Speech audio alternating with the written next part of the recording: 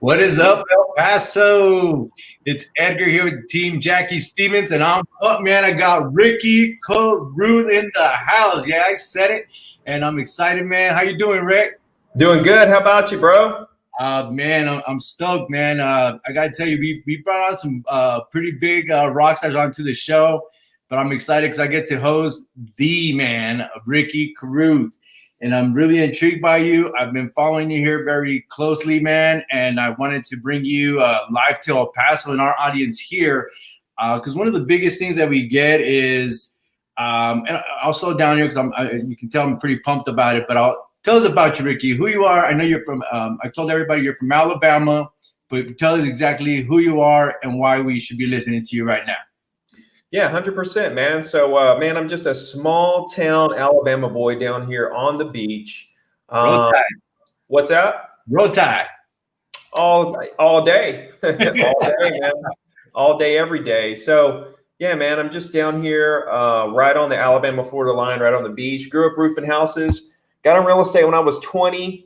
Did really well really quickly. Lost it all in the crash. Went back to roofing houses, worked on an oil rig, was sleeping in my car and stuff, and read 100 books and figured it all out and came back with a vengeance, man. Since 2014, I've closed 100 deals a year as a single agent. And 2017, I wrote 2 books, and they kind of took off. And the rest is history, man. I started coaching agents for free and just kind of really became addicted to helping agents, because the thing is I've been through all these struggles that everybody goes through. And, standing by while I know I could probably help people through these challenges, because it really comes down to perspective and mindset. A lot of these problems that agents are having, it's not tough. It's not difficult. They're just making it difficult when it really doesn't have to be. And if I can get in there and help them understand that different perspective and give them a different look, then it can really take a lot of pressure off and create a scenario where they could be much more productive a lot faster. And so I just kind of became addicted to getting those DMs of people saying, hey, I tripled my business over the last year, or I got 2 listings last week because of what you teach me, or whatever the case may be. You know what I mean? So that kind of leads me to where I am today, which is I'm still closing 100 deals a year.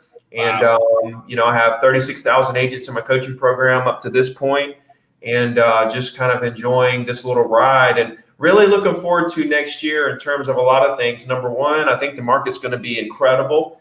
And number 2, I believe we're going to have a vaccine in place, and I'm going to be able to get back on the road and get on some stages in front of some people. And I really, really love that part of what I'm doing, traveling around and touring and seeing everybody face to face and pumping everybody up. So it's kind of where I'm at, bro. Man, I gotta tell you everything you shared. Thanks for sharing that, because that's always the big part, right? It's almost like an interview. You're like, hey, tell me a little bit about yourself. But really, I wanted to get that out in the open, because I think it's huge in a lot of things that you've been in the real estate business 2002. Obviously, between there and today, you've been through the ups and downs, right? And I've always tell people it's hard to kind of trust somebody when they're telling you things when they haven't been through the trenches. But being that, one, you're doing this coaching, right? And I'll get into that a little bit, because I think that's the most exciting part of why I started to follow you and started to see, what is he coaching? Then I'll tell you the big part, right? And you stated it right now. It's free.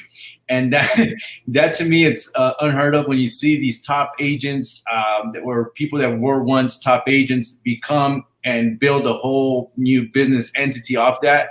And I know that you did that to a certain extent, but then there was a thing that kind of hit really big. What made you go free, Ricky? Well, man, like through the process, I started out charging, and what I realized really quickly was that that model is just so antiquated. It just doesn't work anymore in terms of actually making an impact on agents, because agents, let's face it, they don't want to pay anything, right? Agents are cheap, okay, but they want to know everything. But the cool thing is that the knowledge it takes to succeed is literally free information. You don't have to charge for it. All the paid coaches are out there, charging for something that literally you could find anywhere else for free, number one. And number 2, it's all 1980s stuff. That's the reason why I got in, is because I teach the exact opposite strategy that these paid mainstream coaches are teaching. They're teaching agents how to figure out how to get somebody to do a deal or get them to do something or handle objections, or what if you don't do this, or what if I could do this, would you do that? And if you don't want to do anything, then who do you know that might want to do something? And to me, that's making me feel like, okay, we're in a scenario where we're trying to figure out what the prospect can do for the agent, which they, prospects and people, they see right through that. They see that you're just an agent trying to do a deal. However, on the inside, right, that's not who you are. You're not trying to get them to do a deal. You actually care about them. You want the best for them. You're hardworking, you're dependable, you're professional. And that's what I'm trying to do, is help agents understand they need to communicate who they are. It's okay to be you. It's okay to project who you are as a person, that you care about people, and you'll actually build a stronger business that way. And so the reason I went free is because I saw the paid coaches, it's like this.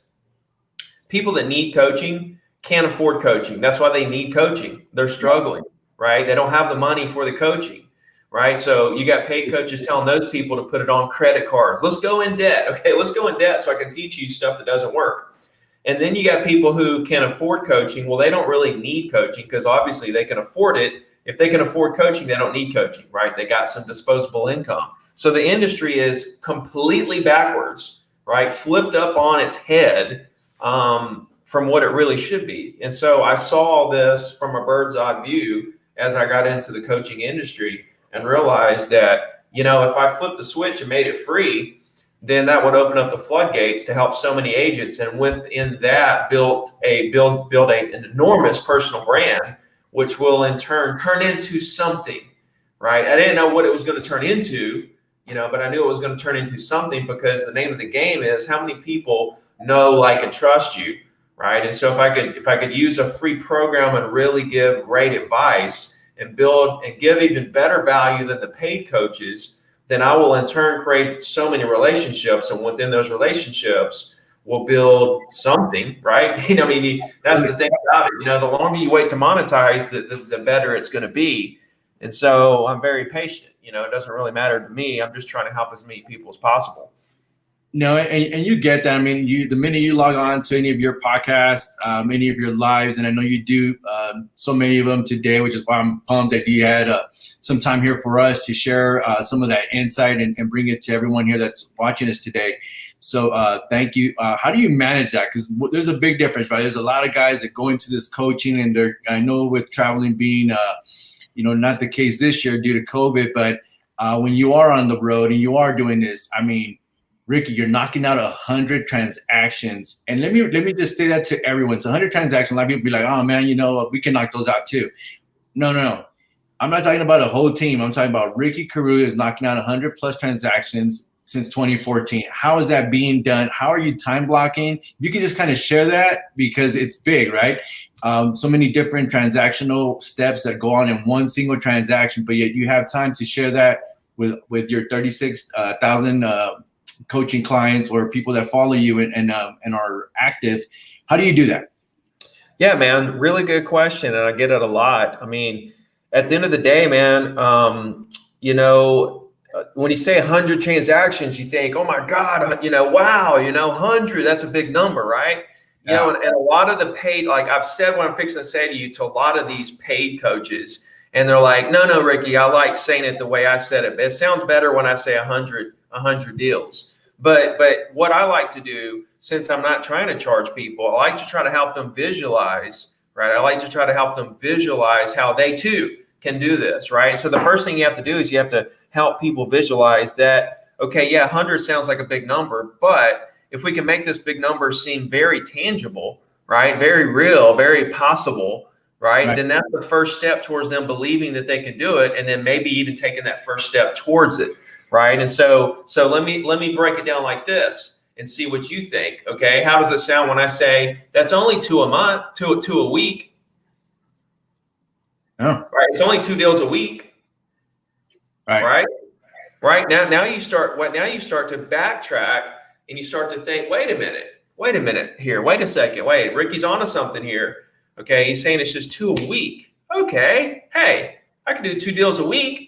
Right? That's just a deal on Tuesday and one on Thursday every week. Okay. One on Tuesday, one on Thursday every week. So I try to start breaking it down to where, guys, look, this isn't as crazy as it seems, although it is crazy, right? I'm kind of a different animal because of the fact that I'm handling that amongst many other businesses. And I'm able to continue posting on social media, keeping up with all my DMs and doing all my stuff. And that one thing is that I just work all day, right? 4:30 I get up and I work all day till 5 or 6. Boom. That's the magic right there, is that I stay busy that entire time, only on productive, execution. You know what I mean? Sure.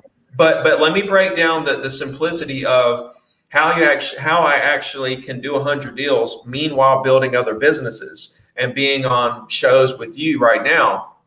And that is this.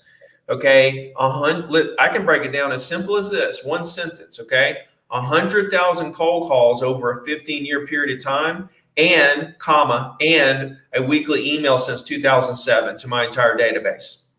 Done. End of story.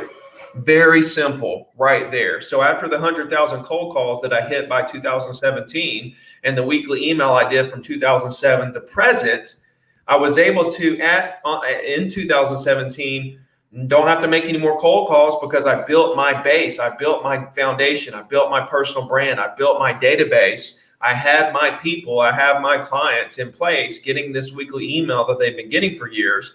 And now I have such an incredible personal brand within my market, within my geographical location of buyers and sellers and people I've worked with and people that might want to buy or sell properties in the future, that now I can literally live off of my weekly email, get, 100 deals a year, continue to close 100 deals a year, not have to put in the time prospecting anymore. If you notice, when I said I wrote my books was 2017. Well, how was I able to do that? That was the year I quit prospecting.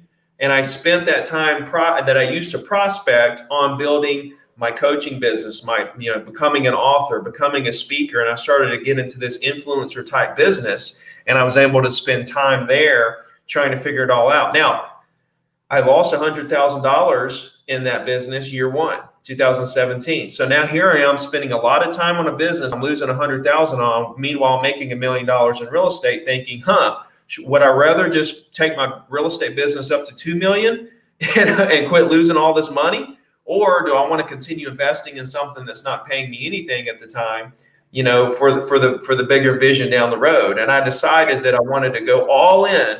I wanted to go all in with the real estate industry and really make this world a better place and try to help agents, visualize, how to get where I am and help them get where I am. So, yeah, man, that is the secret behind doing the 100 deals and maintaining other businesses, is the fact that I didn't do all this at once from day one. I built my real estate business, got it in place. Now it's automatic. Now I can build other businesses. I'll get them automatic. Then I'll move on to other businesses. You see what I'm saying? For sure. There's a pattern here, bro. There's a pattern. The pattern and one that's been perfected. And the only way you get to do it is by doing it, falling, picking up the pieces, and moving on. I always tell that to new real estate agents or people that want to get into this business. It's not it's a marathon. It's not a race. It's a marathon. It's trial and error, and you got to fix it up. And obviously, there's always the better way to find someone who is having success and match that. And I know that you preach that a lot on your, not necessarily preach, but you speak it, and it comes out very genuine. That's why, I decided to follow you, and a lot of people have, especially here on our team. Now, one thing that I wanted to ask here, just based on what, agents business has kind of doubled this year, right? For a lot of them, some have struggled and stuff like that, but it's a long thing. Do you see that being a continuous trend moving forward, or do you really feel like there's certain steps that we all should be doing right now, riding this wave to as 2021 comes in and even further down the road? What do you think is going to be changing? And you can start with, with your business. What changes do you see taking place that, you're going to need to have? So I know that you're excited about it. You just said it's going to be an incredible year coming up. Yeah. What are some of those things that you can share? Well, man, here at the end of the day, nobody can predict what's going to happen, right? So you don't know. Things could really blow up and be incredible, and things could really go wrong really fast. So you really have zero predictability on which way the market's going to go, where supply and demand is going to be, inventory, interest rates, cash, lending. You have zero control over so much. And so you can only control what you can control. So let me give you the general answer, and then I'll give you a specific answer. The general answer is I don't care what's going to happen. I'm going to give every day everything I got, right? And see, your results, the maximum results come from maximum effort put in. You don't know what your maximum results are until you put in maximum effort over a period of time. Most people have these goals, but they don't really know if they can hit the goal or if they can go higher than the goal. You don't really know what your full potential is until you give it all you have, until, those results come. But the more specific answer is this: I feel like there is a boom coming, a real estate boom, and I could be totally wrong. It's just my opinion. And I feel like the reason is because, number one, there's no speculative buying going on. Nobody's buying houses to flip them tomorrow. Everybody buying a house is buying the house to move into. All investors buying investments are buying them to hold them. They're buying them based on the cash flow of that property right now against what they're paying for it in today's market. Nobody's buying anything to flip tomorrow. There could be a few like wholesale things going on. There could be a few courthouse sales happening where people are buying and flipping. Sure, of course. But the normal retail buyer is not buying properties to flip. They're buying them to hang on to them, to live in them for 5 or 10 years. So that tells me that it's really, really tough for me to see that there's a bubble in place, because everything's very solid. Everybody's really purchasing these properties based on the long term. Another thing is there's a lot of cash in the market right now. There's people hoarding cash, waiting on the market to crash. That means that a lot of people are predicting a crash to happen at some point in the future. And, when people are predicting it or waiting on it, that's probably the lowest possibility of it actually happening. The worst crashes happen when nobody's expecting it, right? Everybody's expecting one to happen any minute. So everybody's hanging on to cash. So if the market does go down, all that cash is going to get dumped in the market, like what we saw in the stock market in the pandemic. And what happened? The market came right back up. It wasn't a elongated crash. It was just a blimp in the radar. That's exactly what would happen if we had another crash. There's so much cash out there. And interest rates are so low that people are borrowing money instead of spending their cash, which means what? They're still going to have cash. So I think that there's a possibility the economy, is going to be great next year, and that's going to make interest rates come up some. This is just my prediction. I have no idea, right? It could go so many different directions. But if I'm trying to predict, I'm going to predict that interest rates are going to come up a little bit with the economy. It's going to make people borrow more money instead of spend their cash. Mm-hmm. All right. I mean, yeah, they're going to spend. They're going to spend their cash. I'm sorry, they're going to spend their cash instead of borrowing money because interest rates are a little higher. People are going to become a little less cash heavy, which means there'll be less cash in the market if the market does decide to take a dip. And maybe we'll see an escalation of prices, which might bring some speculative buying to the table. And if we see all that happen, then we may be in a situation where, we'll see a nice rush with a nice little down decline at some point. So, I mean, it's going to happen at some point, right? It's going to happen at some point, but I don't think it's going to happen in 2021. I think 2021 is going to be a very great year for real estate appreciation, so on and so forth. I think we're going to continue to see end users buy, people that are buying to hold. I don't think the speculative, flippers are going to come out the woodworks next year. I think we're still going to be in an environment where it's a very healthy market, and I'm just super excited about it. So whatever comes. I'm not too worried about it either way. I'm just going to give it everything I have to try to help as many people as I can. See, I have 2 businesses going on. I have a real estate business where I help people buy and sell properties, and I have a real estate coaching business where I help agents figure out how to help people buy and sell properties. And so both are a service industry where I'm just that literally the success of both of those businesses is predicated on how many people I help in both of those scenarios. So I'm just excited to try to get out there and help as many people as I can every day. That's awesome, man. And again, man, I hope you guys are taking down some of these notes and writing it in, because I think it's exciting to know that, and you preach this also, is no matter what comes, man, you got to get up, right? We just had we're still having the election. I don't think we've decided on who the president is just yet, but things are going on. our lives that don't stop, right? They have to continue to move forward, and you put those things in place to help yourself. I say your team because I'm going to get to that too, because I think a lot of people when they get into the whole real estate thing, they want to go ahead and create these huge teams, right? Yeah. Talk to me a little bit about your teams. I know even though you may not have them, well, I'll let you share that. Talk to me about your team from assistant, how many buyers agents, stuff like that do you have? So like I said, man, I'm just a single agent. I don't have any buyer's agent.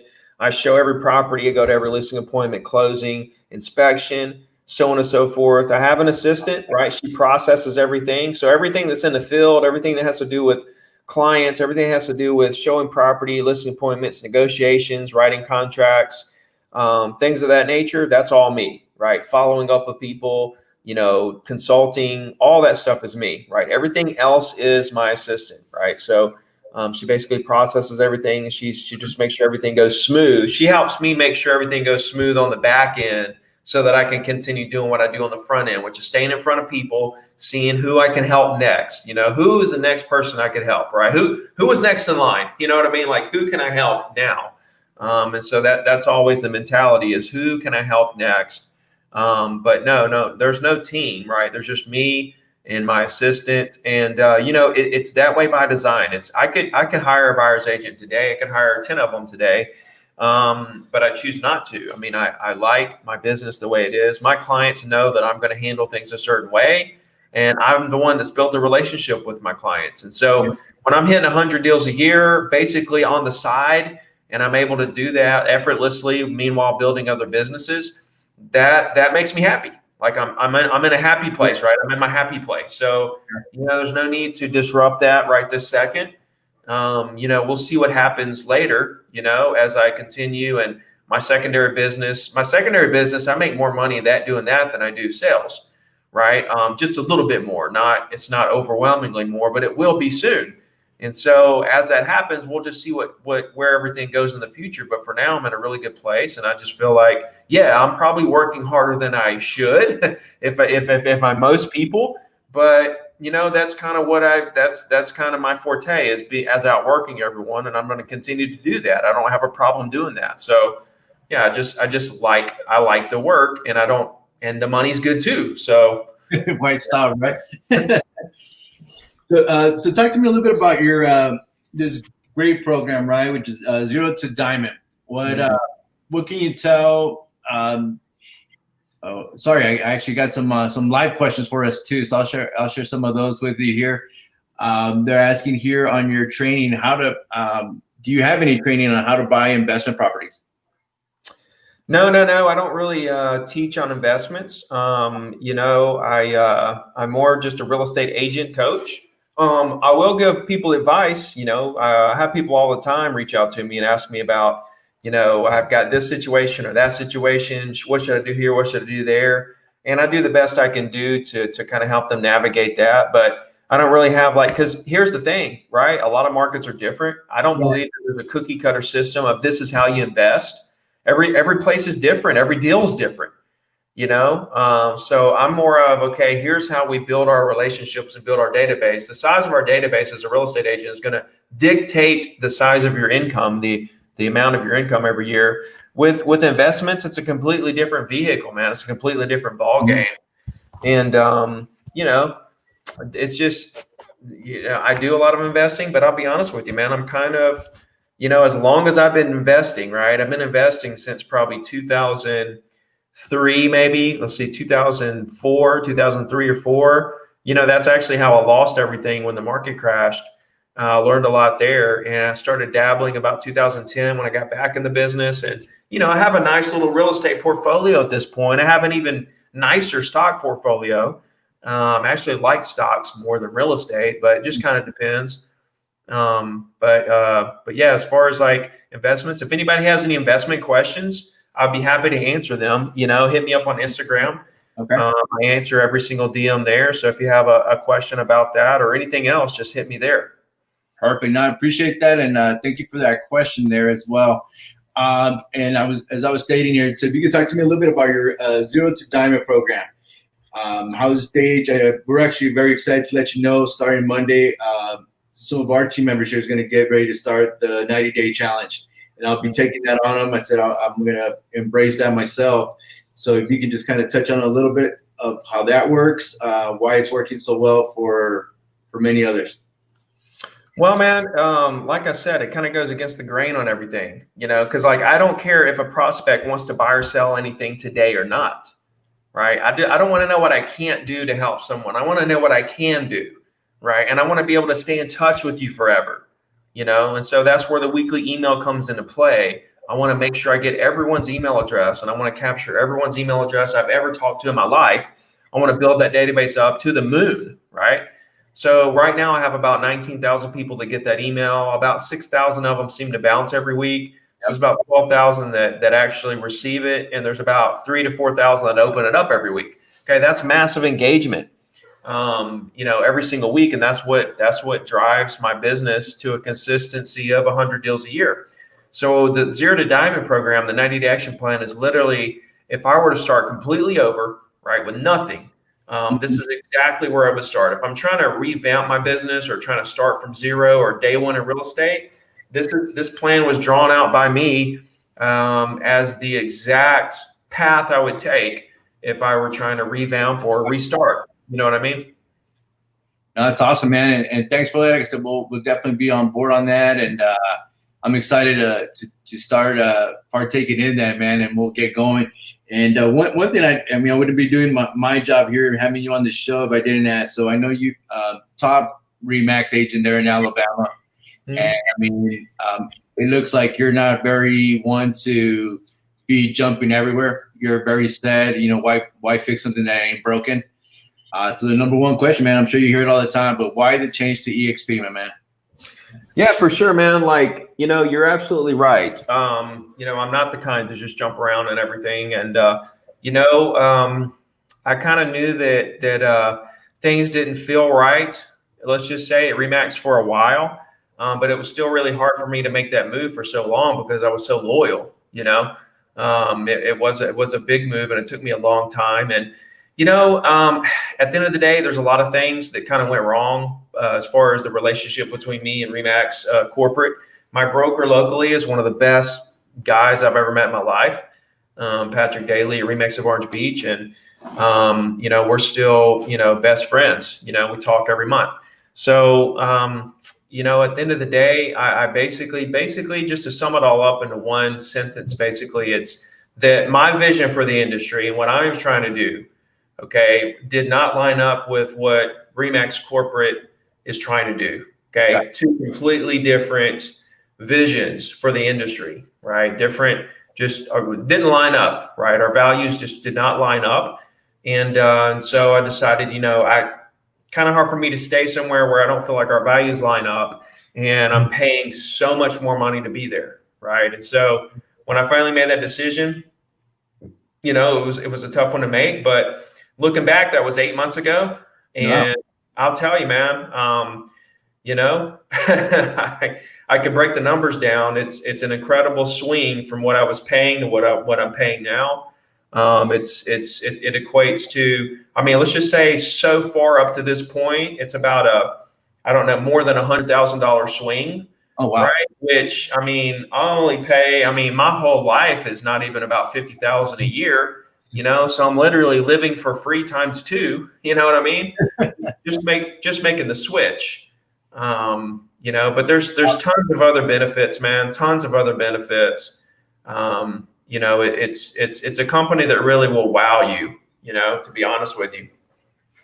For sure. No, Jackie and I, we made the switch about a year ago. Actually, we just had our 1 year anniversary. And I got to tell you, we did it there at EXP Con last year in Vegas, and just meeting all the great people, man, it's amazing. I know that kind of, I know you know the main guns, and that's the cool part about EXP. You get to meet them, and we get to interview people like you every day, man, for that reason. And we're indebted to EXP, and I'm glad that you're enjoying it. And those exact same reason that you just stated. It's about culture. It's about finding that good home but more importantly, it's those core values that align with what your vision is, right? So Thanks for sharing that. I know we're a little bit here pressed on time. Is there anything else that you would what would be the best advice you can give any starting agent? I promise I give that to one of my guys who's starting out here next month.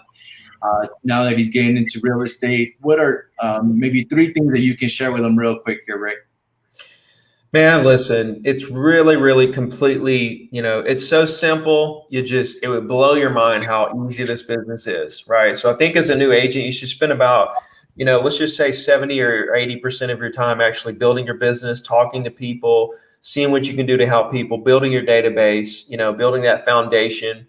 Okay. And then the other 20 or 30% spent on training, right? Doing your post license, doing your learning contracts, learning MLS, learning the area, all that research and stuff needs to be about 20, 30% of your time, not 50, not 70, not 100. A lot of the new agents are coming in and spending all their time on researching and figuring stuff out and designing business cards and websites and, all this stuff that really doesn't matter if you don't have any clients. Like I know people that literally, spent like 6 months, figuring out how to write contracts, never had a client that wanted to fill one out.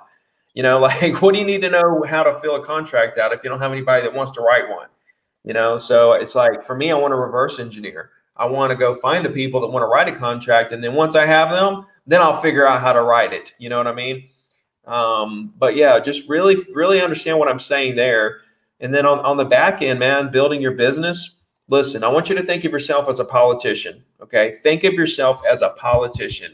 And your job is to canvass the market to let every single person in your area know who you are, what you do, and that you're here to help, right? That's it. 3 things that you want people to know you for: who you are, what you do, and that you're here to help.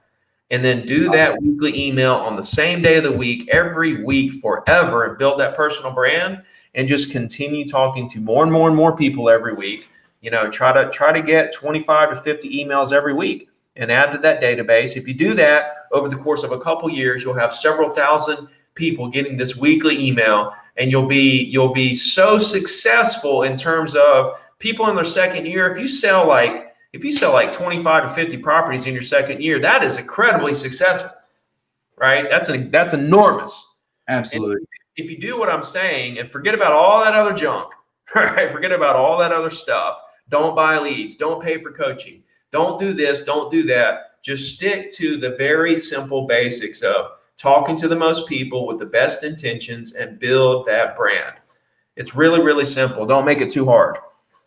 That's awesome, man. And thank you so much for that, Rick, because I think we always complicate things, man, and it can be very simple, just doing those very direct things. And I appreciate that. I know I took down my notes here for that, and I'm hoping everyone else did out there as well. Again, man, I want to tell you thank you so much for having the opportunity to visit with us here live today. I think, man, impactful. That's all I can say. And that's what we promise to do on these live shows, to bring some impactful people that can make some big changes for people that are looking for that next step for their business. And that's what you do, man. So thank you so much, Rick. Look forward to doing this one with you here soon, man. I got to give you I don't know, man. Well, I look forward to working with you one-on-one. So that's going to be the bomb there. Anything else? We'll do it, man. We'll do it. I'm excited. All righty. Thanks, Rick. Yeah.